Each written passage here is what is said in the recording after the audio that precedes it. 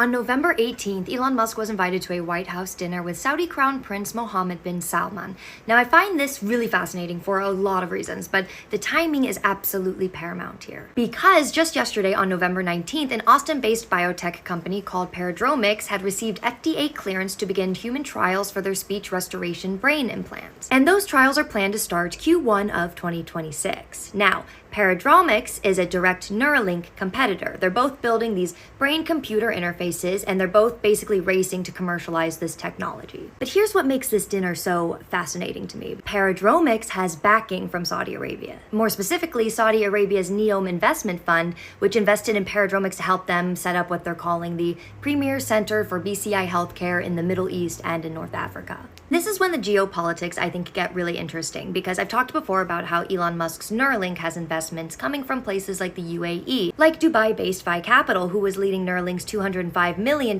funding round back in 2021, and the UAE is now hosting Neuralink's first international clinical trials in Abu Dhabi. But notably, a name that was missing from that investors list? Saudi Arabia, because the Saudis went with Paradromics instead. So now you have this split happening. You have UAE backing Neuralink, and then you have Saudi Arabia, who is backing their competitor.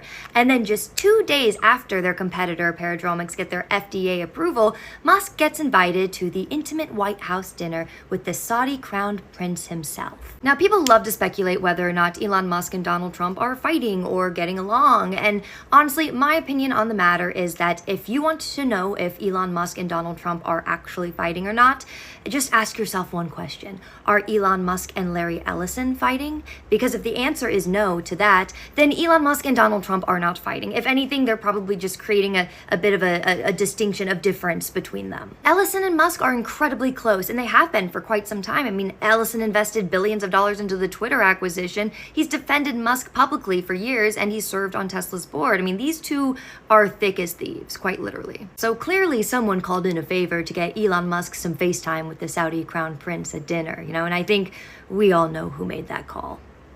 Plus, I do think it's interesting that it was at this dinner that the Saudi crown prince announced that he's increasing Saudi Arabia's investments in the United States to almost $1 trillion.